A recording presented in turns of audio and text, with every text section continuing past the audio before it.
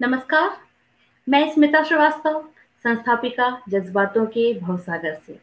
जी हाँ, ये वही पेज है जहाँ पे आज के दिन 4 बजे एक कार्यक्रम आता है, हमारी संस्कृति हमारी धरोहर। तो यही कार्यक्रम है और आज ये शुरू हो चुका है। आप सभी का बहुत बहुत स्वागत है। दोस्तों, कहते हैं कि भारतीयता एक विचार है। भारतीयता एक विचार है, इसकी संस्कृति ही संस्कार है। लाखों वर्षों का इतिहास हमारी सभ्यता का कर्णधार है। जी हाँ, हमारी सभ्यता, हमारी संस्कृति लाखों वर्षों से भी ज़्यादा पुरानी है, जिसको संजोने, सँभालने और अगले पीढ़ी को हस्तांतरित करने का परम कर्तव्य प्रत्येक पीढ़ी का है। तो कहीं इसमें कोई चूक ना हो जाए, इस बात का ध्यान प्रत्येक पीढ़ी को रखना भी चाहिए। लेकिन कहीं न कहीं कुछ न कुछ जाने-अनजाने चूक हो ही जाती है, जिसका बहुत बड़ा उदाहरण आज का दिवस है, आज का दिन है। क्यों है? आप भी सोचिए, हम भी सोचते हैं और साथ ही बहुत इस सोचने के कार्य में और दूसरे और भी पहलुओं को और अच्छे से समझने के लिए आज के जो हमारे अतिथि वक्ता हैं, उनका मैं स्वागत कर लेती हूँ। आदरणीय श्री राजकुमार बिश्नोई सेवक जी, आपका बहुत-बहुत सर, आदरणीय मेरी आवाज़ आ रही है? आपका बहुत-बहुत हाँ, स्वागत आवाज है। आ रही है। जी, बहुत-बहुत स्वागत है आपका। आप पीतल की नगरी मुरादाबाद से हैं। मैं अपने दर्शकों से आपका परिचय करवा रही थी, लेकिन मुझे लगा कि शायद कुछ नेटवर्क की कनेक्टिविटी में प्रॉब्लम है। तो आज ये कार्यक्रम हमारी संस्कृति, हमारी धरोहर में हम लोग आज जिस विषय को बात करने का आज शुरुआत करेंगे, वो राजकुमार सेवक जी आपके साथ में करेंगे। और आप चूँकि मुरादाबाद से हैं, पीतल की नगरी है, तो अपने ही शहर से आज आपके कार्यक्रम का शुरुआत करते हैं। हम लोग वहाँ से जानना शुरू करते हैं कि क्यों खास है आपका क्षेत्र? ठीक है, धन्यवाद आपका बहुत बहुत स्मिता जी। आपने जी, मुझे अपने पटल पर बुलाकर इस योग्य समझा कि मैं भी कुछ बता सकूं। आपका ये कार्यक्रम अत्यंत सराहनीय चल रहा है और जो जी, स्वागत के लिए मैं उनके लिए भी स्वागत करता हूं जो लोग पटल से जुड़े हुए इस समय इस कार्यक्रम जी, को देख रहे हैं, और जी, आपका बिल्कुल। आभार करते हुए जैसा कि आपने बताया कि मैं मुरादाबाद से हूँ। निश्चित रूप से मुरादाबाद एक ऐतिहासिक और बहुत पुरानी नगरी हाँ, है। ये पीतल के लिए प्रसिद्ध रहा है, लेकिन पहले और भी कई चीजें थी इसमें। यहाँ के हुँ, नवाब मज्जू खां और सब लोग स्वतंत्रता संग्राम सेनानी भी हुए हैं और शहीद भी हुए हैं। यहाँ कटार शहीद हुँ, एक मोहल्ला है, तो वहाँ पर बहुत बड़ी जंग हुई थी। और इसमें आपको विशेष रूप से बताऊं कि यहाँ हिंदू मुस्लिम एकता का प्रतीक रहा है 1857 का हमारा स्वतंत्रता संग्राम क्रांति। जो हुआ था। हाँ, जी, जी। क्रांति जो हुई थी 1857 की, उसमें हिंदू मुस्लिमों का एक बहुत बड़ा एकता का अध्याय यहाँ जुड़ा हुआ है। चलिए, वो तो जैसा है। अब मैं आपसे इसके बारे में बताऊं कि यहाँ पर पीतल का उद्योग विश्व स्तर पर है और बहुत बड़ा विदेशी मुद्रा का अर्जन ये लोग यहाँ करते हैं। तो इसका तो बस संक्षिप्त परिचय यही है कि यहाँ पर मैन्युफैक्चरिंग भी है ब्रास की। अब ब्रास के साथ साथ जैसे आधुनिक समय आ रहा है, तो उसमें आपका और भी धातुओं का, कास्ट का, लकड़ी का, इस तरह के आइटम बना के विदेश को एक्सपोर्ट करते हैं सब लोग। और एक विदेशी मुद्रा अर्जन में देश का शायद ये दूसरे या तीसरे नंबर पर ये आता है हमारा शहर। अब मैं जिस विषय पर आपके सामने कुछ कहना चाहता हूँ, बोलना चाहता हूँ, वो है, जैसा कि आपका कार्यक्रम का नाम ही है, संस्कृति हमारी धरोहर। जी, जी, जी। तो संस्कृति के बारे में हमारे जो पहले विद्वान रहे हैं, मुझसे पूर्व जो बोल चुके हैं, श्री हरिप्रसाद जी 2-3 जी, एपिसोड में आए, उन्होंने भी संस्कृति पर काफी प्रकाश डाला।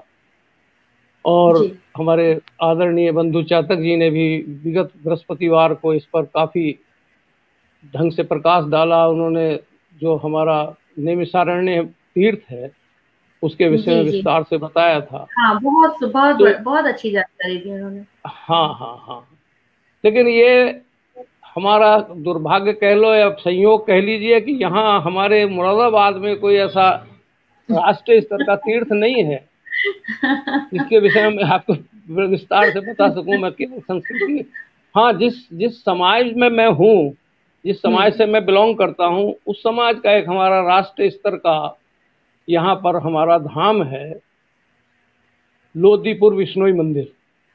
अच्छा। हाँ, तो मैं अगर आप कहें तो कुछ अपनी संस्कृति के बारे में, जो हमारे बिल्कुल विश्नोई बिल्कुल समाज की बिल्कुल। संस्कृति, उस पर मैं आपको उससे परिचय कराऊं। बिल्कुल बिल्कुल। अब और ये कार्यक्रम ही है कि एक दूसरे की संस्कृति को ही एक दूसरे के साथ साझा किया जाए, ताकि हम अपनी बातें दूसरों तक पहुंचाएं और दूसरों की बातों को हम समझ सकें। तो एकजुटता जो आएगी भारत में, वो अद्भुत होगी। तो बहुत बहुत स्वागत है सर आपका। तो इसमें मैं सर्वप्रथम ये बताता हूँ कि विश्नोई समाज का, या विश्नोई पंथ का, ये समाज तो बाद में बना है। विश्नोई पंथ का आविर्भाव संवत 1542 में बीकानेर डिस्ट्रिक्ट में नागौर जिले में, वो सॉरी नागौर परगना था उस समय, अब जिला हो गया है। वहां पर एक स्थान है लालासर, वहां पर एक अवतारी पुरुष का आविर्भाव हुआ, अवतार हुआ एक तरह से, जम्बेश्वर जी जिनको नाम से प्रसिद्ध हुए, और 1542 में इस धर्म की स्थापना की। तो उनकी जो शब्द वाणी है, उनकी जो विचारधारा है, उनका जो वाणी है, जो संतों की वाणी है, वो काफी प्रभावी है और किसी एक धर्म या वर्ग विशेष के लिए नहीं है। संपूर्ण भारत ही नहीं बल्कि विश्व वैश्विक मानवता के लिए उस संदर्भ में उन्होंने उसमें जो आदर्श रखे हैं अपने, वो सराहनीय है, अनुकरणीय है। तो उसी के बाद में फिर ये विश्नोई पंथ की स्थापना हुई, और स्थापना होने के बाद उन्होंने जब विश्व भ्रमण किया था, तो उस समय ये यहाँ हमारे उत्तर प्रदेश में भी आए, और श्रीलंका का दौरा करते हुए उधर से दक्षिणी भारत से यहाँ उनका आना हुआ। और यहाँ उनकी एक भक्त रहती थी। एक गांव है लोदीपुर, लोदीपुर बिशनपुर जो है, पहला स्टेशन पड़ता दिल्ली रोड पे। तो उसी गांव में एक सुरजी नाम की बुढ़िया रहती थी, महिला, बहुत भक्तिनी थी उनकी। उनके विचारों से, उनके नियमों से प्रभावित होकर अनन्य भक्त हो गई थी, और पद यात्रा उसने कई बार पद यात्रा की वहाँ की, जहाँ वो एक जगह रहते थे, समराथल नाम की जगह है राजस्थान में, वहाँ पर वो उनकी तपस्या स्थली थी, वहाँ जाती थी। तो अंत में एक बार ऐसा हुआ कि जब वो असमर्थ हो गई, तो पहले पद यात्राएं थी, गाड़ी से, घोड़े से वैसे जाते थे, तो जब असमर्थ हो गई वो, तो उसने यहीं बैठ के, जब उसका जाने का समय आता था, तो मन में उसके विचार आया कि अब कि मैं नहीं जा पाऊंगी, कैसे अपने इष्ट देव के दर्शन करूंगी। तो यहाँ आए और उन्होंने अंतर योग से, अपना अंतर्दृष्टि से उसको पहचान लिया, और पहचानने के बाद वे उसकी इच्छा पूरी करने के लिए वहाँ पर आए वो, और आ गए। यहाँ 15 दिन उन्होंने निवास किया। यहाँ के लोग काफ़ी प्रभावित हुए चारों तरफ उपदेश सुनकर उनके, और यहाँ याचना करी कि यहाँ अपना कोई स्मृति चिन्ह आप दें, जिसकी यादगार बनी रहे आने वाली संस्कृति में, आने वाली संतति में। तो उन्होंने वहाँ राजस्थान में एक समी वृक्ष जिसे कहते हैं, खेजड़ी कहते हैं राजस्थान में उसे, तो खेजड़ी का वृक्ष अपने हाथों से वहाँ लगाया हुआ है, जो अब तक विद्यमान है वहाँ। और 80-90 फुट ऊंचा वृक्ष है, 560 वर्ष पुराना है, और अभी तक विद्यमान है। मंदिर में एक भव्य मंदिर बना हुआ है। और अभी अभी हमारे आदरणीय मुख्यमंत्री श्री आदित्यनाथ योगी जी ने उसको पर्यटन स्थल घोषित करके उसको 60 लाख रुपए की राजकीय सहायता भी प्रदान की है, राजकीय अनुदान दिया है, जिससे कि उसको और रमणीक होने की संभावना है। तो एकमात्र मेरी दृष्टि में राष्ट्रीय स्तर का यही एक वहाँ तीर्थ है, उसके बारे में मैंने आपसे संक्षिप्त में बताया। अब मैं आज जो मेरा विषय है बोलने का, वो है मेरा लोक संस्कृति। तो सबसे पहले मैं संस्कृति, हाँ, तो संस्कृति की बात यह है कि संस्कारों के द्वारा जो कृत्य किए जाते हैं, मैंने किसी ग्रंथ या कहीं से इसकी परिभाषा नहीं, लेकिन अनुभव से मैं बता रहा हूँ कि कोई समाज अपने संस्कारों के माध्यम से, संस्कारों के संस्कारिक परिवेश में जो कृत्य करता है, तो उसका जो सामूहिक छवि उभर के आती है उसे संस्कृति कहते हैं। किसी समाज की संस्कृति उसके सामाजिक कृत्यों की परंपराओं पर आधारित होती है। और आज हम देख रहे हैं, जैसा कि अभी आपने आज अप्रैल फूल का, ये अप्रैल फूल डे इसके पीछे में स्मिता जी आपने संदर्भ दिया, हाँ, ये इसका बिल्कुल परिचय है कि आज हमारी जो ऐतिहासिक पुरानी संस्कृति थी, ऋग्वेद तक में हमारी संस्कृति का बखान है। और वो श्लोक मुझे याद नहीं, उसमें यही है कि विश्व की पहली संस्कृति भारतीय संस्कृति है। और मैं इस संस्कृति की बखान करने से पहले उस पुरोधा को नमन करना चाहता हूँ जिन्होंने शिकागो के सम्मेलन में सबसे पहले अपनी भारतीय संस्कृति का डंका बजाया और विश्व को सामने रखा। स्वामी विवेकानंद जी का सत सत नमन है। और जिन्होंने वहाँ पर उन्हीं लोगों के बीच में खड़े होकर उन्हीं की संस्कृति पर आक्रमण करते हुए अपनी संस्कृति की श्रेष्ठता सिद्ध करते हुए कहा था कि जिस समय हमारी महिलाएं बहुमूल्य रत्न आभूषणों से सज्जित रहती थीं, आपकी महिलाएं नग्न रहकर पत्तों से अपने शरीर के अंग ढकती थीं और शरीर पर कीड़े चला करते थे। ये उनके संभाषण में आज भी उपलब्ध हो सकता है, आप विवेकानंद साहित्य पढ़ें तो कहना मकसद मेरा ये है कि हमारी एक संस्कृति बहुत पुरानी सनातन संस्कृति है, लेकिन अफसोस यही है कि वर्तमान में धीरे धीरे दी थी कि हम अपनी भारतीय संस्कृति को विश्व संस्कृति के रूप में संजोएंगे, दिखाएंगे, सुरक्षित रखेंगे। लेकिन हुआ क्या कि क्योंकि एक चीज यहाँ बताने में इसे मैं संकोच नहीं करूँगा कि हम संस्कृति का बखान करते हैं, अपनी गौरव गाथा का गान करते हैं, लेकिन एक और हमें यह भी ध्यान रखना चाहिए कि हम विश्व की पहली संस्कृति है या पहला ये धर्म है या पहला मत हमारी जाति है या वर्ग है, जो भी कह लें, जो कि संसार में सबसे ज्यादा गुलाम रहा है, पराधीन रहा। बिल्कुल सही बात जी। तो उस पराधीनता की जड़ें हमारे अंदर संस्कारित रूप से गहराई तक बैठ चुकी हैं और उसी के कारण आज हम अपनी भारतीय संस्कृति को तोड़ते चले जा रहे हैं, छोड़ते चले जा रहे हैं। और पाश्चात्य संस्कृति का जो संक्रमण हमारी संस्कृति में हुआ है उसने हमें एक तरह से बिल्कुल अपभ्रंश संस्कृति का स्वरूप खड़ा कर दिया है। विकृत और विभत्स स्वरूप आज हमारी संस्कृति का है, अगर गहराई से देखें। हाँ, अगर भारतीय संस्कृति का थोड़ा बहुत दर्शन करना है या उसकी वास्तविकता देखनी है तो आज लोक संस्कृति के रूप में वो आज भी जिंदा है, थोड़ा बहुत अनुशोचना। और कहाँ जिंदा है? वो लोक मानस के बीच ही जिंदा है। यहाँ लोक का अर्थ है जनसाधारण से, उन दबी कुचली जातियों से, भील हैं, पुरात हैं और कई बहुत ऐसी जनजातियां हैं, आदिवासी हैं। उनकी जो परंपराएं हैं उसमें भारतीय भारत का आदि संस्कृति का स्वरूप आज भी यथावत बना हुआ है। भले ही उनमें भी परिवर्तन आया, लेकिन किसी तरह से उनमें झलक है हमारी वास्तविक संस्कृति की। तो अब मैं जिस क्षेत्र में रहता हूँ, पश्चिमी उत्तर प्रदेश में, पश्चिमी उत्तर प्रदेश जी, हाँ, तो यहाँ भी लोक संस्कृति के झलक उन्हीं लोगों से उद्गम जो है हमारी संस्कृति का, वही आदि संस्कृति है जिसे लोक संस्कृति मैं कह रहा हूँ। उसी से संस्कृति पनपी, शहरों तक गई, सभ्य संस्कृति के रूप में बनी और फिर धीरे धीरे विकृति की ओर बढ़ती चली गई। इससे बड़ी क्या बात होगी हम अपनी संस्कृति को भूलकर आज एक प्राइमरी का मास्टर या प्राइमरी की अध्यापिका वेतन प्राइमरी के में पढ़ाने का ले रहे हैं, लेकिन उनके बच्चे स्वयं मॉन्टेसरी या मतलब इंग्लिश मीडियम स्कूल में पढ़ते हैं। तो ये हमारी मानसिकता हो गई। कहीं भी किसी भी तरह से कोई भी सरकार हो, लेकिन कभी भी हमारी संस्कृति को बढ़ाने के लिए, आज तो मैं यहाँ तक कहता हूँ कि सरकार और कोई नहीं, हर वर्ग दोषी है इसका। आज हमारा जितना भी बौद्धिक वर्ग है, जिसमें विशेषकर कवि और साहित्यकार हैं, वो भी उसी रंग में रंग गए हैं, मंचीय कवि हो गए हैं और मंच पर पैसा बटोर रहे हैं, अर्थ जो है सबसे बड़ा प्रधान हो गया है, लोगों की नज़रों में संस्कृति गौण हो गई। लेकिन आज भी मैं धन्यवाद देना चाहता हूँ उन लोगों का, उन कबीलों का, उन वर्गों का, उन आदिवासियों का या उन छोटी जातियों का जो आज भी अपनी उन परंपराओं के रूप में पुरानी संस्कृति को जिंदा रखे हुए हैं, जिसे हम लोक संस्कृति कहते हैं।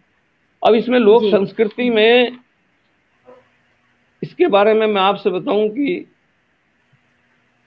ये ज़्यादातर आज जो भारत की जो मूल संस्कृति है, जिसे लोक संस्कृति कहते हैं, वो भारत के गांवों तक सीमित रह गई है। शहर में कहीं उसके दर्शन आज नहीं है जी। और आधुनिकता के नाम पर हम अश्लीलता, बीभत्सता और अपनी पहचान खोते चले जा रहे हैं। अब देखिए, मेरी एक कविता है, जरा सी उसकी 2 लाइन बताऊं, इसी संस्कृति के दर्द से लिखी हुई है कि नगर नगर और गांव गांव में बना घुमंतू घूम रहा हूं, इस इंडिया के कूड़ा घर में अपना भारत खोज रहा हूं। जिस दिन से इंडिया नाम दे दिया गया, उसी दिन से हमारे ऊपर पाश्चात्य सभ्यता लागू होती चली गई और आज अधिकतर आने वाली पीढ़ी जो है उस पर गर्व करती है। जब हम इंग्लिश बोलते हैं, इंग्लिश भी पूरी नहीं, आधी हिंदी आधी इंग्लिश, अपभ्रंश हिंदी, कचरा बोलते हैं कुछ। कभी जो माता जी थी वो माता जी से मम्मी बन गई, मम्मी से मॉम बन गई, पिताजी से डैडी बन गए, पापा बन गए, डैडी बन गए, फिर उसके बाद डैड बन गए। बिल्कुल डैड माने आप जानते ही हैं क्या है। और वो जो शब्द है उसका इतना बड़ा प्रभाव है कि आज वाकई में जो वयोवृद्ध वर्ग है, प्रत्येक परिवार में वो कोई भाग्यशाली परिवार होगा जिसमें आज बुजुर्गों का सम्मान होगा। ना अधिकांश जो पीढ़ी है जो पाश्चात्य रंग में रंग चुकी है, ना इधर की है ना उधर की, कौवा चला हंस की चाल अपनी भी भूल गया, वो इतना, जैसे पहले अब श्रवण कुमार का उदाहरण है, देखिए हमारी संस्कृति में माता पिता को बहंगी पे संसाधन नहीं थे, उस समय सवारी नहीं थी, तीर्थ यात्रा में बहंगी में कराया, उसको कांवर पे रख के चलाया।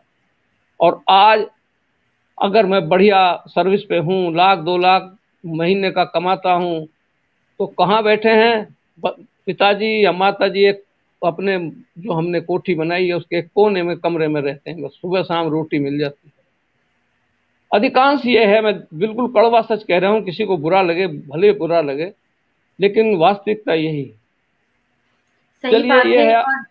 यही सामाजिक विडंबना है जो मन को कचोटता है। और बड़े शहरों में तो आजकल जो है पाश्चात्य संस्कृति ने इतना दबदबा बना लिया है अपना, कि हम अपनी मूल भावनाओं, अपनी जड़ों से यूं कटते चले जा रहे हैं जैसे कि वही सत्य हो। और सबको इतनी आजादी चाहिए ना। मैं कहती हूँ, मेरा खुद का भी सोचना है कि आजादी अच्छी बात है, लेकिन जिस आजादी में अंकुश नहीं होता है, थोड़ा सा एक बंधन नहीं होता है, वो विघटन का ही कार्य करती है। तो हमें इससे बचना चाहिए। चलिए सर, मैं कुछ लोगों के कमेंट्स ले लेती हूँ जो लोग हमसे जुड़े हुए हैं, क्योंकि बहुत अच्छी चर्चा चल रही थी। और आज जो सामाजिक परिवेश का चित्रण आपके द्वारा हो रहा है वो हमें जरूर सोचने को विवश करेगा।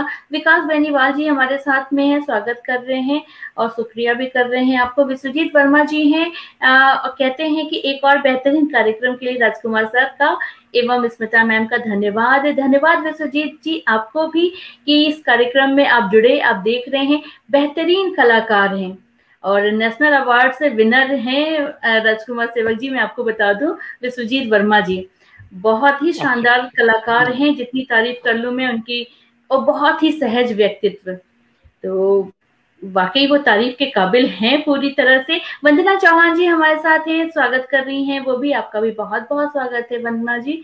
तृप्ति वीरेंद्र गोस्वामी जी हैं, वो भी अभिनंदन कर रही हैं, आपका भी बहुत बहुत स्वागत है। और विश्वजीत वर्मा जी लगातार बने हुए हैं, कहते हैं कि असली भारत आज भी गाँव में बसा है और वही वे लोग हैं जो लोक कला के माध्यम से उसे जीवित रखे हुए हैं। जी बिल्कुल सही बात, और सर ने भी यही बात कही जो आपने कहा। वंदना चौहान जी कहती है सही बात है आपकी, अब देश अर्थ प्रधान हो गया है। जी सही बात है, सहमत हूं मैं भी। सुधीर कुमार शर्मा जी हमारे साथ में जुड़े हुए हैं। तृप्ति वीरेंद्र गोस्वामी जी कहती हैं बिल्कुल सही, आजकल शिक्षा ही हो या साहित्य सब व्यवसाय बन गया है। सत्यवचन आदरणीय सुधीर कुमार शर्मा जी कहते हैं, मतलब सभी, और वास्तव में डैड अब जिंदा ही डैड हो जाते हैं। इंग्लिश पढ़ना अपने आप को गौरवान्वित समझते हैं। वंदना चौहान जी और सुधीर कुमार शर्मा जी कहते हैं सभी लोग आपकी बातों से पूर्णतः सहमत हैं, लेकिन ये तो हो गई एक सामाजिक चित्रण की बात कि आज के इस परिवेश में हमें ये सब देखने को मिलता है। तो इसका कारण तो चलिए समझ में आता है, क्योंकि आधुनिकता इतनी हावी हो गई, लेकिन इसका समाधान क्या होगा, इस विषय में भी सोचना जरूर चाहिए। क्या आपके माध्यम से हमें उसका कुछ समाधान मिल सकता है? मैं अपनी बुद्धि से स्मिता जी इसका बहुत सहज समाधान मेरी नजर में है, मेरी दृष्टि में। देखिए, अभी अभी किसी उसका वंदना का किसका वो आया कि आज अर्थ प्रधान संस्कृति है हमारी। जी जी जी, ये वास्तविकता है। और अर्थ प्रधान का मतलब है कि अर्थ किसी का गुण नहीं देखता। वो एक जुआरी के पास भी है, वो उसकी परिस्थिति परिवेश के आधार पर उसका एकत्रीकरण हो जाता है, लेकिन यहाँ समन्वय का अभाव हो गया है। अर्थ का उपयोग, अर्थ आवश्यक है समाज के लिए, गुजर इस समय के लिए, लेकिन अर्थ का और विचारों का समन्वय हो जाए, बुद्धि का और लक्ष्मी का समन्वय होकर एक समन्वित कार्यक्रम चले, संतुलित कार्यक्रम चले, तो इसका समाधान हो सकता है। आज बड़े से बड़ा विद्वान मैं देख रहा हूँ इस परिवेश में, इस कोरोना काल में, जब ये सोशल मीडिया पर ये समूह का कल्चर चली, हमारी समूह संस्कृति का विकास हुआ, तो इस समूह संस्कृति में बहुत प्रतिभाएं निकल के आई, जिनको जो हमारे प्रकाश में आई, जो हम जिन्हें जाने और जिनसे प्रभावित हुए। अगर सरकार की ओर से और जो हमारी आर्थिक जगत की मानी जानी हस्तियां हैं, वो इस विचार को लेके चलें कि भाई हम समन्वित रूप से एक देश की प्रति, संस्कृति के प्रति एक ऐसा समन्वित कार्यक्रम, एक योजना चलाएं जिससे कि हमारी पुरातन संस्कृति जीवित हो जाए। देखिए, संस्कृति का उदाहरण देता हूं मैं। संस्कृति में प्रतिपल परिवर्तन होता है। संस्कृति ब्रह्म की तरह व्यापक है। संस्कृति की कोई एक विशेष परिभाषा नहीं की जा सकती, लेकिन संस्कृति इतनी ही आवश्यक है जितने कि हमारे सांसों के प्राण के जीवित रखने के लिए सांस। जी बिल्कुल। तो और आपको एक और बात बताऊं कि निरानिरी अर्थ प्रधान होने से कोई संतुष्टि नहीं मिलती। मैं अपने मरवाद का उदाहरण देता हूं। आज से 30, 35, 40 साल पहले यहाँ मरवाद में स्टेट थी अलग अलग छोटी छोटी, तो कुंवर जगत सिंह और कुंवर ओम प्रकाश सिंह दो मालिक थे दो स्टेटों के। उस समय उनके पास, उस समय 40 साल पहले, करोड़ों की संपत्ति थी, लेकिन दोनों सुसाइड करके मरे। क्यों? मन की अशांतता के कारण। मन की अशांति धन से नहीं जा सकती, वो लिप्सा बढ़ती है उससे। तो यहाँ मेरे कहने का आशय ये है, हम विषय से हट से दिखाई दे रहे हैं, कि संस्कृति को बचाने के लिए, संस्कृति की अपनी पुनः पहचान लौटाने के लिए अर्थ का और बुद्धि का विवेक के साथ समन्वय बहुत आवश्यक है। अगर हमारे दोनों वर्ग के व्यक्ति आपस में समन्वय कर लें तो कोई ऐसा कारण नहीं है जो हमारी संस्कृति पुनः जीवित ना होते। अब मैं जिस लोक संस्कृति की बात करी थी, ये तो पुराना परिचय सा इसका हो गया। अभी गुणगान करार संस्कृति का उतार चढ़ाव बताए। बहुत अच्छी बात कही आपने कि विवेक से ही सब कुछ संभव है, और आपने उस तरफ हमारा ध्यान आकर्षित किया, उसके लिए बहुत बहुत धन्यवाद। और कोई भी ऐसा नहीं है कि हम विषय से भ्रमित हो रहे हैं, क्योंकि ये एक चिंतनशील व्यक्तित्व ही ऐसा इस रास्ते पे सोच सकता है, चल सकता है, और इसके लिए चिंतित होकर के कुछ कार्यशील भी हो सकता है। तो आपके माध्यम से हमें एक सोचने का मौका मिला, तो उसके लिए भी बहुत बहुत शुक्रिया। जी सर, आप बताइए। अब मैं कहता हूँ लोक संस्कृति क्या है, इसका कई बार नाम ले चुका मैं। कुछ लोग सोच रहे होंगे वे लोक संस्कृति, संस्कृति से क्या अलग चीज है कोई? लोक संस्कृति अलग नहीं है, लेकिन जैसे कि एक विशाल वृक्ष की जड़ें होती हैं और सारा वृक्ष उन जड़ों पर आधारित रहता है, लेकिन पुष्पित होता है, पल्लवित होता है, फूलता है, फलता है, और जड़ें मौन और बिल्कुल मौन रहते हुए उसका परिपोषण करती हैं। जड़ों के बिना वो नहीं चल सकती। तो इस बात पर आप ध्यान करें कि जो भी हमारी विकृत या जैसी भी संस्कृति इस समय वर्तमान में दिखाई दे रही है, उसकी जड़ों का पोषण हमें निरंतर अभी लोक संस्कृति से ही मिल रहा है। लोक संस्कृति ही भारत की संस्कृति की जान है, मूल है और पहचान है। मैंने जब ये कार्यक्रम शुरू हुआ था तो उस समय आपने जब इसका नाम रखा था कि संस्कृति, हमारी संस्कृति हमारा धरोहर, तो मैंने कहा था कि हमारी संस्कृति हमारा पहचान। तो पहचान के लिए मैं आपसे बताऊं, आप कल्पना करिए, जो लोग सुन रहे हैं उनसे भी कह रहा हूं, आपसे भी कह रहा हूं कि आप कल्पना करिए कि एक वर्ग है, 500 व्यक्तियों का समूह है, एक परिकल्पना का उदाहरण दे रहा हूं आपको, और उसमें परिकल्पना करिए कि किसी का कोई नाम नहीं है, सब अनाम व्यक्ति हैं, कोई नाम किसी का नहीं है। तो आप क्या बता सकते हैं कि उनमें किसी तरह का वार्तालाप संभव है?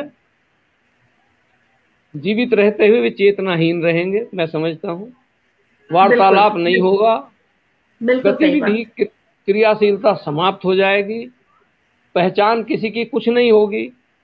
आज नाम ही सबसे बड़ी पहचान है व्यक्ति की, देश की, संस्कृति की, और यहाँ तक कि हमारी पृथ्वी की, और पृथ्वी से आगे बढ़ो तो ब्रह्मांड तक की पहचान उसका नाम ही है। नाम सूत्र होता है। एक व्यक्ति का नाम लें आप हम नाम लेते हैं स्मिता श्रीवास्तव, तो क्या होता है, एक चित्र खिंच जाता है हमारे सामने, पूरा सूत्र है आपके कृत्यों का, आपके व्यक्तित्व का, सब पूरा नक्शा खिंच जाता है नाम मात्र लेने से।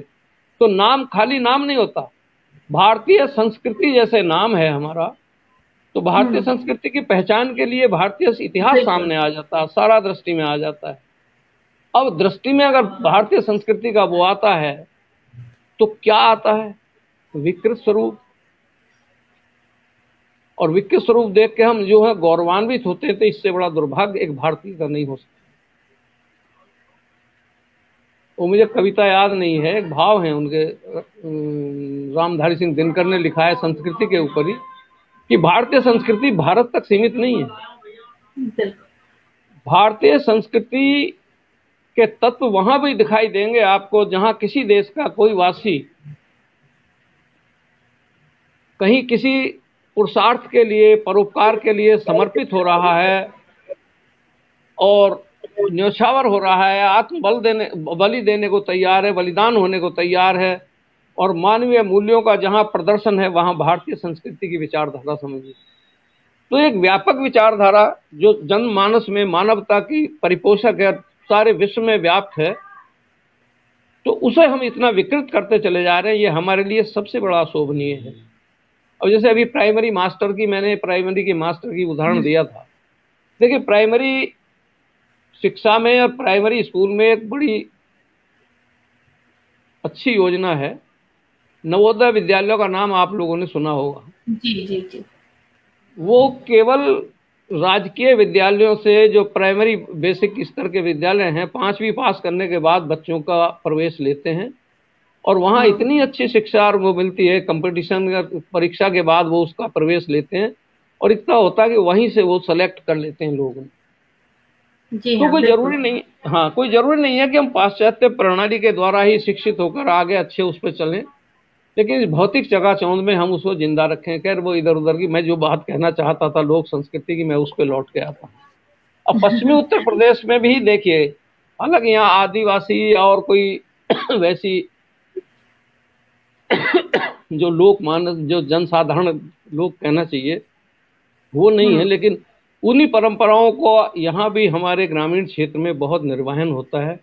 और वो लोक संस्कृति किस रूप में प्रदर्शित होती है उसके मैं कुछ आपसे बताता हूँ कि एक हमारा त्योहार है हरियाली तीज, सावन के महीने में आती है। जी, हरियाली तीज। हाँ, महिलाओं का त्योहार है, और उस समय झूला के गीत और तीज के हरियाली के गीत, बहुत कुछ ये ग्रामीण अंचल में गाए जाते हैं। उनका उदाहरण दो तो बहुत लंबी कहानी है, बहुत लंबा इसमें पॉइंट है, लेकिन सब समझते हैं, बताने की आवश्यकता भी नहीं है। तो वो एक लोक संस्कृति का स्तंभ है, वो भी हमारे इस लोक संस्कृति की परिचायक है, उसको जीवित रखे हुए है। और उसके बाद कल जैसा कि हमारे इंद्र नारायण जी बता रहे थे कि वीर छंद आल्हा, आल्हा, हाँ आल्हा छंद, ये हालांकि बुंदेलखंड से उद्गम है इसका, लेकिन ये मैं समझता हूँ कि भारतीय ग्रामीण परिवेश में इतना लोकप्रिय हुआ है, अपने काल में इतना लोकप्रिय हुआ है कि इसके बहुत मतलब एक तरह से दीवाने थे लोग। आल्हा उदल दो ऐसे व्यक्तित्व हुए हैं जिनके पुरुषार्थ और वीरत्व की कहानियां आल्हा वीर छंद में लिखी हुई हैं, जिसमें मटरूलाल तार वगैरह ये बड़े अच्छे आल्हा के लेखक हुए हैं। और इसकी विशेषता यह है कि इसने आज तक वीर रस को और अतिशयोक्ति रस को जीवंत रखा है, आज भी जीवंत है आल्हा के अंदर। और आज भी बरसात होते ही जैसे मल्हार पड़नी शुरू होती है, सावन के मल्हार के रूप में आल्हा गाई जाती है और बड़े आराम से गांव की चौपालों पर बैठकर लोग सुनते हैं। और महात्मा गांधी और विनोबा भावे के उस कथन को चरितार्थ करते हैं कि वो कहते हैं कि भारत की आत्मा गांव में निवास करती है। ये आप कभी भी देखें तो, अगर कभी आपको संयोग हो, सभी सुनने वालों से कह रहा हूं मैं कि संयोग हो तो आप देखना कि आल्हा का अलग अपनी मस्ती होती है, अलग अलग कथानक हैं। बावनगढ़ की लड़ाई प्रसिद्ध है, और बावनगढ़ कोई और नहीं थे, भारत की छोटी छोटी रियासतें थीं, छोटे छोटे एक तो मनसबदार लोग होते थे, वही इसमें एक युद्ध कला का बहुत बड़ा सजीव चित्रण है। तो लोक संस्कृति लोक साहित्य की निर्माण में वीर छंद आल्हा का मतलब आल्हा का बहुत बड़ा योगदान है लोक संस्कृति के रक्षण में। उसके बाद है एक और प्रचलन था ढोला मारू।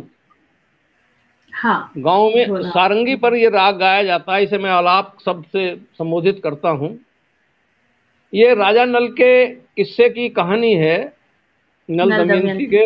हाँ, वहां से उनके पुत्र थे और उनके पुत्र के जो पत्नी थी उनके ऊपर बहुत लंबा इतिहास है। तो इसकी क्या विशेषता है, ये भी लोक संस्कृति को जीवित रखने का एक मुख्य वो है कि इसमें जो गाने वाला होता था वो सारंगी पे गाता था, और गांव गांव रात को चौपाल बैठ जाती थी और बड़ी महफिल जमती थी, और वो सारंगी पे अकेला ही गाता था। और आपको बताऊं, इसमें मैं समझता हूं जहां तक मेरे संज्ञान में है कि ढोला का कोई लिखित साहित्य नहीं है। ढोला के बारे में वो अपने आप उसको कथानक पूरा याद होता था, और वो उसको अपनी भाषा में उसको अलापता था सारंगी पर, और बड़े मस्त होकर लोग सुनते थे उसे। तो ये भी बहुत एक अपने आप में बहुत विलक्षण और सशक्त स्तंभ है लोक संस्कृति की, जो बचाए हुए है अभी तक। अगला है होली। ये आप बीती है अभी होली, इससे तो सब परिचित हैं। हालांकि आधुनिक इसमें रंग में आधुनिक सभ्यता में इसका भी रूप विकृत कर लिया, लेकिन परंपरा आज भी इसकी होली की विशेषता यह है कि होली धरातल के व्यक्ति से धरातल पर जीवन जीने वाले व्यक्ति से 5 स्टार कल्चर तक होली प्रभावित करे हुए। मैं समझता हूं कि ये जीवंत और सशक्त वो है, लोक संस्कृति का रक्षक है होली का त्योहार हमारा। और होली गीत जो हैं वो भी आज भी ग्रामीण अंचल में बहुत मस्ती से और लोक संस्कृति की छाया को लिए हुए लोग गाते हैं और धूम के साथ वो करते हैं। हालांकि इसमें भी डीजे का प्रचलन हो गया और चीजें हो गई, सब पाश्चात्यता का प्रभाव इस पर भी पड़ा है, लेकिन बहुत अंश तक भारतीय संस्कृति करते हैं। जी हाँ, बिल्कुल दर्शन होते हैं। बहुत सारे उदाहरण इस बार हमें फेसबुक के माध्यम से देखने को मिले हैं कि जहाँ पे हो रही है, तो बहुत अच्छी। अब एक जो लुप्त प्राय हो गया है, एक संसाधन और है लोक संस्कृति का जिसने जिंदा रखा है और गांव में बड़ा प्रिय था, वो था स्वांग की मंडली। स्वांग मंडली, जी, स्वांग मंडली। तो उसमें 8-10 व्यक्तियों की या 15-20 व्यक्तियों की एक अपनी वाद्य कंपनी के साथ में बाजा और सितार ढोलक तबला इत्यादि के साथ में साजिंदे साथ रहते थे, और गांव में बीच में गांव के चौक में तख्त पड़ जाता था, गांव के लोग इकट्ठे होते थे और वो लोग स्वांग भरते थे और विभिन्न कथानक जैसे राजा हरिश्चंद्र का है, मोर ध्वज का है, तो अब वही पुराने ऐतिहासिक कथानक, हमारे पुराने इतिहास के कथानकों को वो स्वांग के रूप में उसको नाटक करते थे, खेलते थे। ये बहुत अच्छा सशक्त माध्यम है, हमारी लोक संस्कृति का उदाहरण है।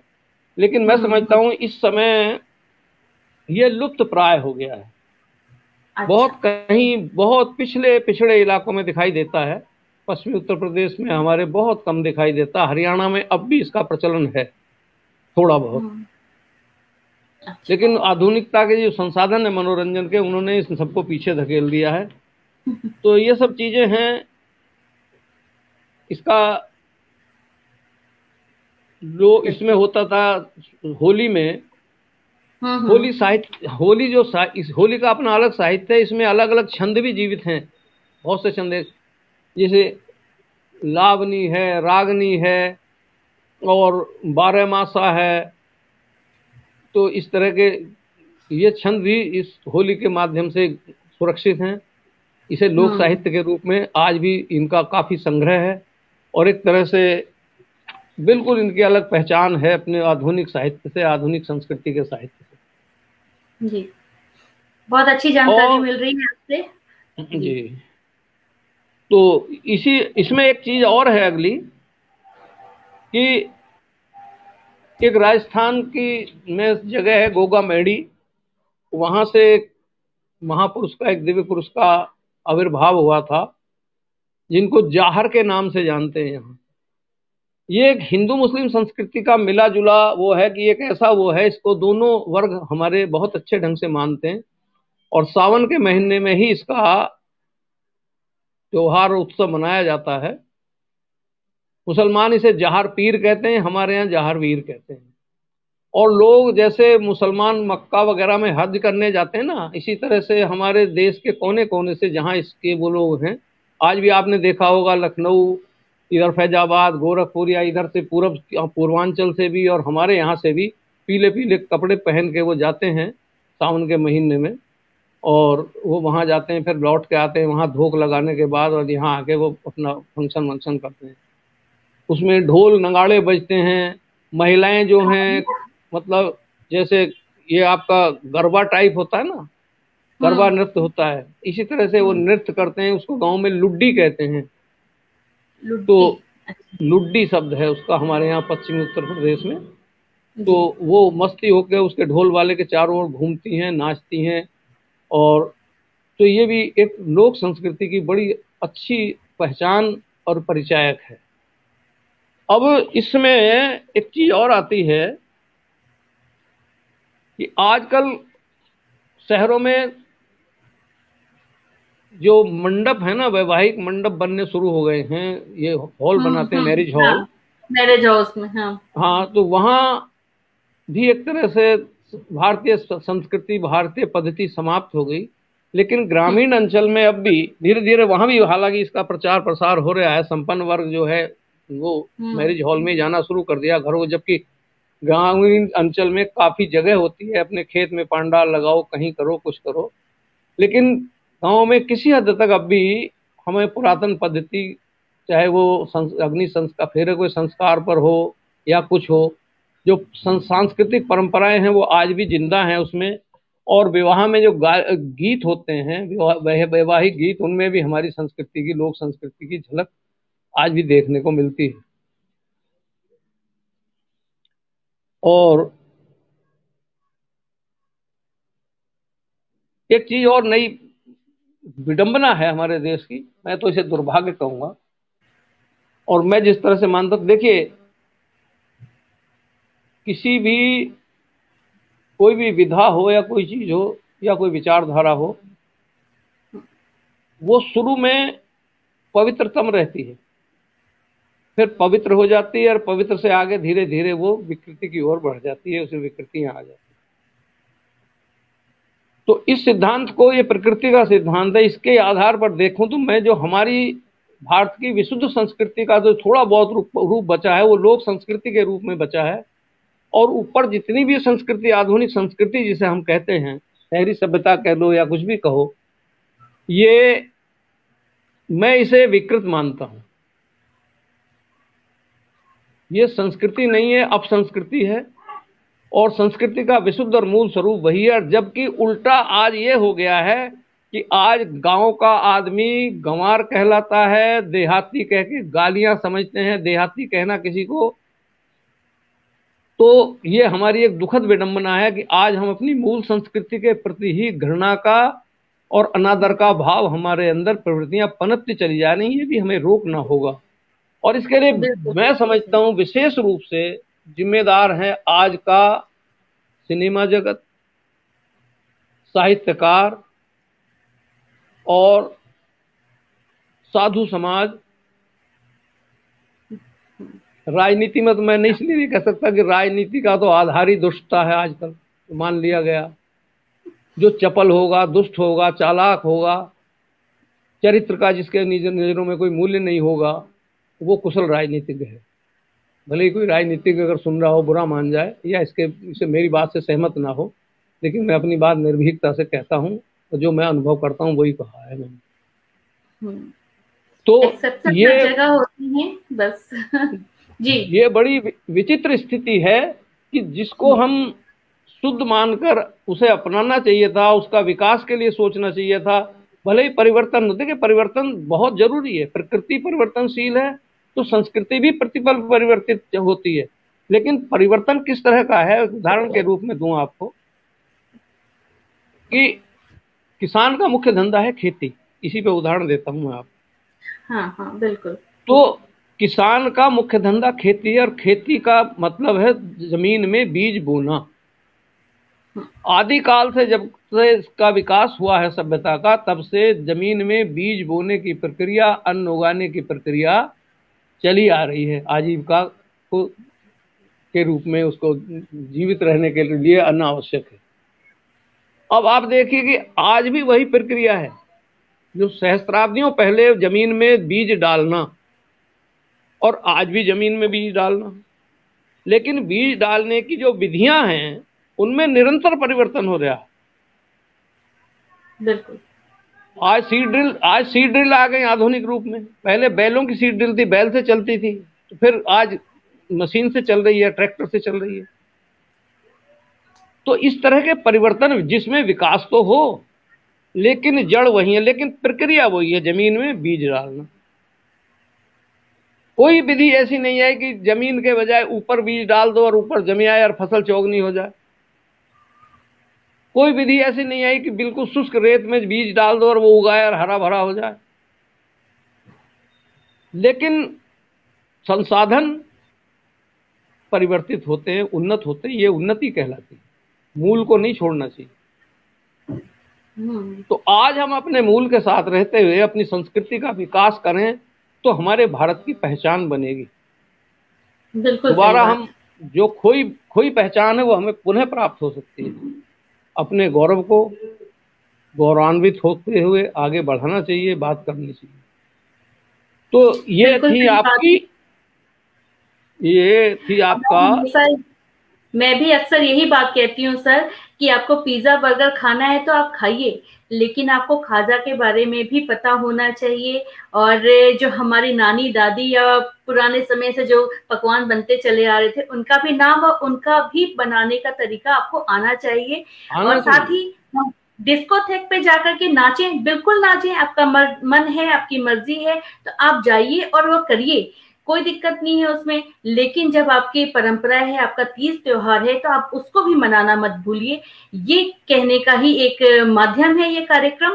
तो सर मैं कुछ लोगों की अब कमेंट्स ले लेती हूँ क्योंकि लोग जुड़े हुए हैं, लोग आपकी बातों को बहुत ध्यान पूर्वक सुन रहे हैं और आपकी बातों से पूर्णतः सहमत भी नजर आ रहे हैं मुझे। सुधीर कुमार शर्मा जी बहुत कहते हैं बहुत सत्य वचन आदरणीय, आपकी हर बातों पे वो पूर्णतः सहमत नजर आ रहे हैं अपने कमेंट के माध्यम से। और वंदना चौहान जी वो भी कह रही है बहुत बढ़िया जानकारी सर। मांडवी वर्मा जी हमारे साथ जुड़ी हुई हैं और वो सुन रही हैं आपको बहुत ध्यान से। तृप्ति वीरेंद्र गोस्वामी जी कहती हैं बहुत अच्छे विचार गुरुजी आपके, वह बहुत ही अच्छी जानकारी मिल रही है आपसे। सुधीर कुमार शर्मा जी फिर से कह रहे हैं कि बहुत अच्छी जानकारी आदरणीय। तृप्ति वीरेंद्र गोस्वामी जी कहती हैं बहुत चिंता का विषय है कि अपनी संस्कृति लुप्त होती जा रही है।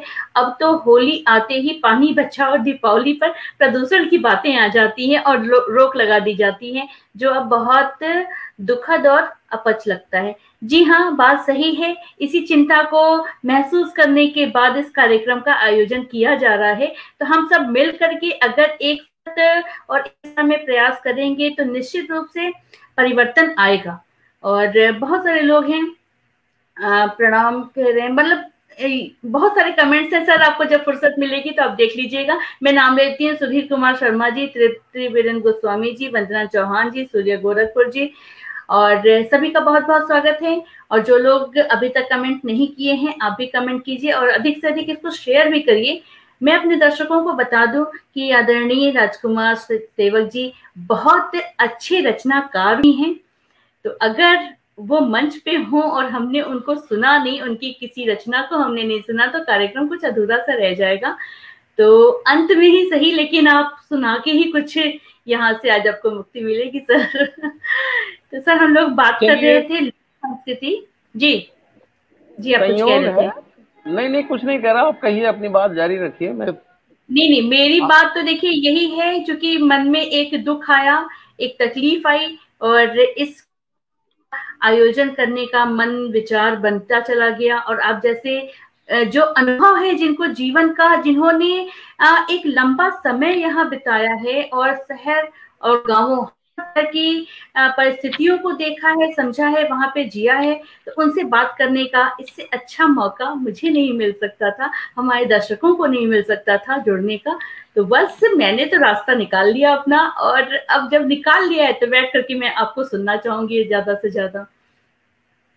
चलिए, ये ठीक है। मैं एक आपको, जब आपने कहा है तो एक छोटी सी रचना उसी संस्कृति की, उसके बारे में सुनाऊंगा। मनुष्य को इसमें दोषी मानते हुए थोड़ा सा, और ये आधुनिकता के रूप में रंग कर आदमी कहाँ से कहाँ पहुंच गया है, उसके विषय में बताऊंगा। लेकिन इससे पहले मैं थोड़ी सी बात मेरी वो उसमें रह गई थी, वो ये है कि हमारी लोक संस्कृति को बहुत से लोग जो आधुनिकता में पूरी तरह रंग चुके हैं, उनके संस्कारों में गहरे बैठ गई है, वो शायद इसे बेकार की चीज समझे। लेकिन लोक संस्कृति की हमारी वैज्ञानिक उपयोगिता भी है इसकी। देखिए, इसके माध्यम से वैज्ञानिक लोग या हमारे जो अनुसंधान करता हैं, जो साहित्य में भी पीएचडी वगैरह करते हैं, वो लोक संस्कृति के माध्यम से ही किसी कबीले का, किसी आदिवासी का, किसी पुरानी वैसी पिछड़ी जातियों के, जो जंगलों में रहने वाली भील, किरात वगैरह की जातियां हैं, इनके इतिहास को, इनके उद्गम स्थान को, इनके पूरे इतिहास को जान सकते हैं। ये यानी हमारे इतिहास को भी प्रमाणिकता देने में हमारी ये जातियां, मतलब सॉरी, लोक संस्कृति बहुत सहायक सिद्ध हो सकती है, और ये ही इतिहास के पुरातत्व को जिंदा रखे हुए है एक तरह से। तो हर ढंग से लोक संस्कृति है। आइए इस लोक संस्कृति को, अंत में यही कहूँ, एक संकल्प लें हम लोग। एक उदाहरण के साथ मैं बताऊं आपसे कि आपने अभी कहा था ना कि सब लोग मिलकर ऐसा करें, तो एक छोटा सा उदाहरण है कि जिस समय भगवान राम पुल बना रहे थे उस पर सभी वानरों के सहयोग से, तो आपने एक सुनी है कथा, वो मैं दोबारा उसे याद दिला रहा हूँ। तो एक तटीही पक्षी होता है, वो उन्हें गिलहरी जो है एक पक्षी, वो होती है छोटा सा पेड़ों पे रहने वाला जानवर है। तो वो जाती थी पानी में, समुद्र के पानी में भीगा अपना शरीर, और वो उसमें धूल में लेटी, और वो आई और उसने वो वहां पुल पे झाड़ देती। किसी ने उससे पूछा कि भाई ऐसा क्यों कर रही है? बोले मैं इसमें सहयोग कर रही हूँ। बोले तेरा इतना क्या सहयोग, यहाँ तो बड़ी बड़ी शिलाएं, शिलाखंड और वृक्ष और वो सारा डाल रहे हैं बड़े बड़े बानर, बलवान बानर, तो उससे क्या हो रहा है? बोले कुछ ना हो, लेकिन मेरा नाम जब जब इस पुल बन के बनने में आएगा तो मेरे लोग चर्चा करेंगे। तो ऐसा हमें हताश या निराश नहीं होना चाहिए कि हमारी संस्कृति लुप्त हो रही है, खत्म हो रही है, नष्ट हो जाएगी। आज ही अगर हम संकल्प लें, जो लोग सुन रहे हैं और जो हम बैठे हैं यहाँ, मेरा तो पूरा जीवन ही लोक साहित्य को और संस्कृति को जिंदा करने के लिए समर्पित करा। मैंने बहुत प्रयास करे हैं जीवन में, जिन्हें मैं नहीं बताऊंगा अपने मुंह से। तो ये बहुत जरूरी है कि अगर हम ही प्रयास शुरू करते हैं तो कम से कम एक इतिहास बना सकते हैं। हम अपनी प्रेरणा से 2 लोगों को सुधार लें तो बहुत बड़ा योगदान। तो ये सब चीज हैं। अब मैं, क्योंकि समय भी लगभग हो चुका है, एक रचना है मेरी, जी उसे मैं आपके सामने रखता हूं, और इसके बाद जैसे स्मिता जी आगे समापन करेंगी जो कुछ है।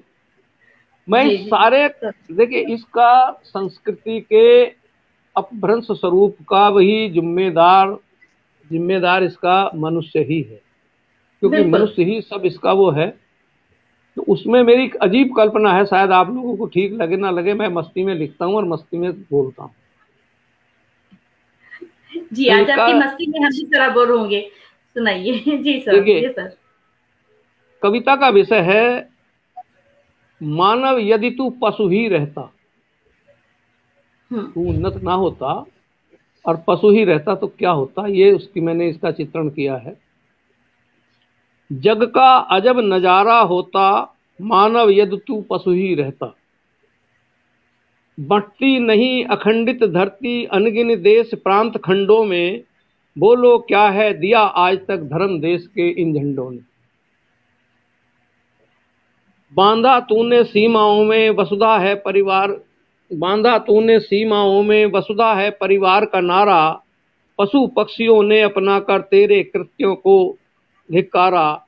सीमा और देश दृष्टि में पक्षी का आवागमन न होता, और तूने क्या करा है कि तूने ये मेरा प्रदेश, ये मेरा देश, ये तेरा देश, तू ऐसा, मेरा देश अच्छा, तेरी संस्कृति अच्छी, लड़के मरने के अलावा जितने भी, उसने आचार्य रजनीश ने लिखा कि आज तक सृष्टि की सभ्यता के अंदर जितने रक्तपात या जितना नरसंहार धर्म के नाम पर हुआ है, संस्कृति के नाम पर हुआ है, इतना किसी और के नाम पर नहीं हुआ। बिल्कुल तो सही बात। इससे तो वो पक्षी बेहतर है कि चीन से उड़े, मौसम के अनुसार वो इंडिया में आ गए, और यहाँ से उड़े कहीं और चले गए मौसम के अनुरूप, उनकी सीमा या कहीं देश नहीं है उनका। तो ये इसमें है, पशुता पशु की मूल प्रवृत्ति, जिसको तू है हीन समझता, लेकिन तुच्छ दिखती उसके आगे तेरी मानवता। पशुओं ने पशुता के बल पर परोपकार का पथ अपनाया, मानवता की ओट में तूने महास्वार्थ का जाल बिछाया। पतन पंख में आत्म बिंबलक कर कर अहम मगन क्यों होता, मानव यदि तू पशु ही रहता जग का अजब नजारा होता। बिल्कुल, बहुत सुंदर। तेरी सभ्यता की साक्षी है तेरी सदा सहचरी नारी, तेरी स्वार्थ अग्नि में प्रतिपल जल जल मरती है बेचारी। तेरी उन्नति की परिचायक आज दहेज की बलि बेदी है, अपनी मात बहन बेटी को तूने चिरकारा दे दी है। लंका दहन भले ही होता, नारी दहन कभी ना होता, मानव यदि तू पशु ही रहता। तेरी दुर्बुद्धि का प्रतिफल अणु और परमाणु आयुध, तेरी भी दुर्बुद्धि का फल अणु और परमाणु आयुध, कर जिनका निर्माण मगन हो मान रहा अपने को प्रबुद्ध। स्वयं आप और सकल जगत की महानाश की करी तैयारी, एक निमिष में मिट जाएगी सजी धजी ये वसुधा सारी। तेरे हाथों तेरी मौत का निर्मित यह सामान न होता, मानव यदि तू पशु ही रहता जग का अजब नजारा होता। बिल्कुल होता, और एकदम सही बात है, एकदम सोचने को मजबूर करती हुई, चिंतनशीलता की ओर बढ़ाती हुई आपकी रचना। और जैसा मैंने कहा था कि आप एक अद्भुत रचनाकार हैं, वो आपकी रचना में साफ दिख गया, और मुझे पूरी उम्मीद है कि सभी लोग मेरी बातों से पूर्णतः सहमत भी होंगे, क्योंकि आज जो विषय चला कि हमारी संस्कृति, हमारी धरोहर और हमारी संस्कृति ही हमारी पहचान है, और आज इस पृष्ठभूमि में हमने जिन विचारों को आज सुना वो हमें जरूर एकदम चिंतनशीलता की तरफ बढ़ाने की, अग्रसर करने की का राह पकड़ा चुकी है। तो आज जो भी कुछ हमने जाना सीखा उसको अपने जीवन में किस तरह से अमल करना है, इस बारे में आप लोग सोचिए और अपने कमेंट के माध्यम से हमें भी अवगत कराते रहिए कि और इसका क्या स्वरूप हो सकता है, इस कार्यक्रम में आप और क्या देखना चाहते हैं। सर कुछ मिनट अभी बचे हुए हैं, तो मैं कुछ लोगों के कमेंट्स ले लेती हूँ, फिर आपसे थोड़ी सी बात और करेंगे, थोड़ी चर्चा और करेंगे। बिल्कुल जी, स्वागत। हमारे साथ में हैं सुधीर श्रीवास्तव जी, जो कि संचालन की भी तारीफ कर रहे हैं। जी बहुत बहुत धन्यवाद। ये कार्यक्रम संचालन का नहीं है, बस हमें जो वक्ता आते हैं उनको सुनने का है।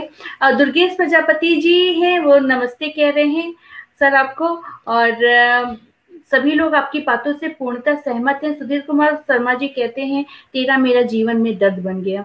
जी हाँ, ये तेरा मेरा ही जो है वो कलह का कारण है। जब सब में वही परम सत्तात्मक का ही अंश है, तो हम कैसे किसी और को और के रूप में देखने लग जाते हैं। उसमें भी तो हम ही हैं। ये छोटी सी जो चीज है ना, यही भारतीयता है, यही हमारी संस्कृति है, यही हमारे संस्कार हैं, और ये पूरी दुनिया में सिर्फ और सिर्फ भारत में मिलता है, और हम लोग उसको कहीं ना कहीं खोते चले जा रहे हैं। इस बारे में हमें जरूर सोचना चाहिए। और वंदना चौहान जी भी आपकी बातों से पूर्णतः सहमत हैं। तृप्ति बीरेन गोस्वामी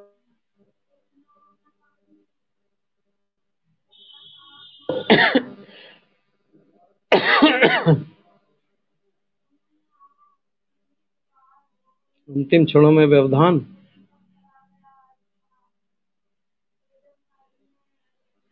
मुझे लगता है कि कुछ तो नेटवर्क की प्रॉब्लम हो गई है सर की तरफ से या मेरी तरफ से। जी सर, अब आ रही है आवाज? हाँ, मेरी तो आ रही, मुझे आ रही है आपकी। हाँ जी जी, तो मैं बस यही कह रही थी कि चूंकि आज हमने बहुत सारी बातें की, हमने कुछ सोचने का एक तरह से प्रारंभ किया, क्योंकि अभी तक जो हमें परिचय मिल रहा था लेकिन चिंतनशीलता नहीं मिल रही थी, तो आज आपने हमें उधर की तरफ मोड़ा, इसके लिए बहुत बहुत शुक्रिया। लेकिन जो पिछले साल से एक वो जो छोटा सा शत्रु है ना, जो दिखता भी नहीं है, उसने हमें बहुत कुछ सिखाया भी है कि, और उसी की देन है कि हम लोग आज ऐसे बैठ के बातें कर रहे हैं। तो सोचो जरा कि इतना छोटा सा अंश जिसे हम देख भी नहीं सकते हैं, उसके आने से जो मानव अपने आप को भगवान की जगह देख करके अपने आप को सबसे बड़ा समझने लगा था, उसको पूरी तरह से हिला के चला गया। अगर प्रकृति ने थोड़ी और करवट ली तो क्या होगा हमारा। तो अभी भी वक्त है, संभल जाते हैं, थोड़ी अपनी आदतों को बदलते हैं और पौराणिक चीजों को अपनाते हैं। तो सर, आपका क्या कहना है कि जो पुरातन क्षेत्र, पुरातन काल से जो हमारी परंपरा चली आ रही थी, उनमें से किन किन चीजों को आज जरूरत है कि हम वापस से लेके आए? देखिए स्मिता जी, मैंने अभी आपसे बताया कि हमें छोड़ना कुछ नहीं है, मूल से जुड़े रहना है। कोई भी कभी भी कोई चीज अप्रासंगिक नहीं होती। परंपरागत रूप में हमें परंपराओं में अपने संशोधन करते हुए परिवर्तन लाना है। वो भी उदाहरण दिया था मैंने बीज का और धरती का।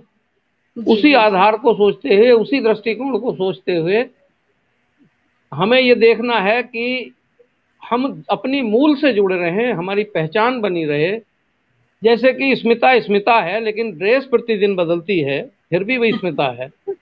राजकुमार राजकुमार है, प्रतिदिन अपने वस्त्र बदलता है, स्वरूप बदलता है, लेकिन वो अपनी जगह बरकरार। इसी तरह से हमारी संस्कृति हमारे सामने यथावत बनी रहे, पहचान हमारी बनी रहे, लेकिन बहुरंगी हो जाए तो उस बहुरंगी ही करना है हमें।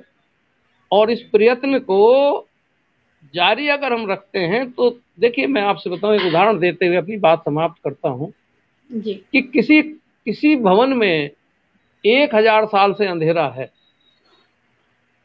और आप दीपक लेकर उसमें घुसे, जैसे ही आप निकलेंगे अंधेरा बाहर हो जाएगा। वो आपसे ये उन्होंने विनय नहीं करेगा कि मैं 1000 साल से हूं, मुझे 1 दिन का मौका दे दीजिए या 1 घंटे का मौका दे दीजिए।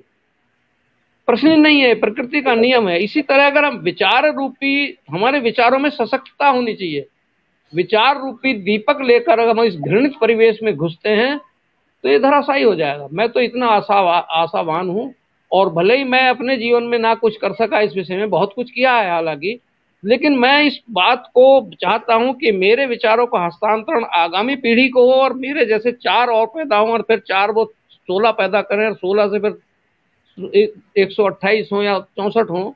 ये संक्रामकता विचारों की बढ़े तो कोई कारण नहीं है जो हमारी संस्कृति पुनः जीवित होकर फिर हमारी पहचान विश्व में ना बनाए। आज देखिए, हालांकि सरकार की ओर से मैं राजनीतिक आदमी नहीं हूँ किसी की तारीफ करूं, लेकिन जो कृत्य हैं करने वाले, जो अच्छे बात हैं उनको आज सरकार भी इस बात को बढ़ावा दे रही है। कई कार्य उसने ऐसे किए हैं जिससे संस्कृति की पहचान बनी रहे। अभी आलोचना राजनीति में चलती, मैं राजनीति का विषय नहीं, मैं नहीं बोलता इस पर। तो मेरे कहने का कारण यही है कि अगर हम ही जो लोग हैं कृत संकल्प हो जाएं तो हम ही बहुत कुछ कर सकते हैं। अपने विचारों में गंभीरता लाएं, तीक्ष्णता लाएं, अपने विचारों में आग भरें, धार दें विचारों को, तो सामने वाले जो गंदे विचार हैं धराशायी हो जाते हैं। जिस तरह चोर, एक मकान मालिक निहत्था, चोर के पास तलवार या बंदूक है, लेकिन चोर मकान मालिक निहत्थे के खांसते ही चोर भाग खड़ा होता। तो यही है, कुविचार, कुसंस्कार या दुनियावी अपराध जगत की जितनी भी विकृतियां हैं, ये सारी भाग खड़ी होती हैं जब मानवता खड़ी होती है। अब लेकिन है क्या, हम ही व्यवसायिक हुए, हम अपनी कविता को बेच रहे हैं, हम अपने हुनर को बेच रहे हैं, हम अपने उसको बेच रहे हैं। तो ये सब है। तो मेरा तो यहाँ से चित्र गायब हो गया, आवाज आ रही है, क्या हो गया? ये तो लगा ही रहता है। नहीं, हमें आप दिख रहे हैं, लेकिन स्टिल मोड में दिख रहे हैं आप। नहीं, आ गया। जी, बहुत अच्छी जानकारी आपके द्वारा आज हमें मिली। और जो दर्शक हमारे साथ आज जुड़े रहे, मैं उनसे भी ये करबद्ध मेरी प्रार्थना है, निवेदन है आपसे कि अगर आपके पास भी कुछ ऐसे विचार हैं जो सामाजिक चेतना और उसमें एक पॉजिटिव चेंज लाने की और अग्रसर कर सकती है, तो आइए मुझे बताइए। अपना नाम आप मैसेज के द्वारा, कमेंट के द्वारा, पर्सनल मैसेज से आप मुझे बताइए, और मैं आपके विचारों को दूर दूर तक, जहां तक हो सके, जो जो इसको लेना चाहे वहां तक इसको पहुंचाने का कार्य करूंगी। सुधीर श्रीवास्तव जी हमारे साथ हैं। कहते हैं कि यह विडंबना ही है कि हम आधुनिकता की होड़ में अपनी संस्कृति और सभ्यता के अलावा जड़ों को भी काटते जा रहे हैं, श्रम भी नहीं आती। तो सभी लोग आज आपकी बातों से पूर्णतः सहमत हैं और वो इस बात पे चिंतनशील भी हैं। तो इसका मतलब ये देखिए कितना पॉजिटिव एक हमें आज मिल गया कि लोग परेशान जब होते हैं ना, तभी उसको बदलने का ही प्रयास करते हैं। तो हम सब परेशान हैं, आधुनिकता से नहीं परेशान हैं, अपनी जड़ों को काटने से परेशान हैं। हम एक कड़ी के रूप में दोनों को लेते हुए अगर चलेंगे ना, तो ये मेरे विचार से सबसे सही रास्ता होगा। तो सर, बहुत अच्छा लगा आज आपके साथ यहाँ बात करके, आपके विचारों को सुन करके, और जिस तरह से आपने अपनी संस्कृति और हमें चिंतनशील बनाया, उसके लिए आपको बहुत बहुत धन्यवाद, बहुत बहुत आभार। आप सभी लोगों का भी धन्यवाद, और इस विशेषकर स्मिता जी आपका, आपके संचालन कौशल से और अपने वाक्य कौशल से जो आप जो है इस प्रोग्राम को और इस समय को बांध के रखती हैं, वो भी अपने आप में एक उदाहरण है, अनुकरणीय है, और उदाहरण एक अच्छा उदाहरण है।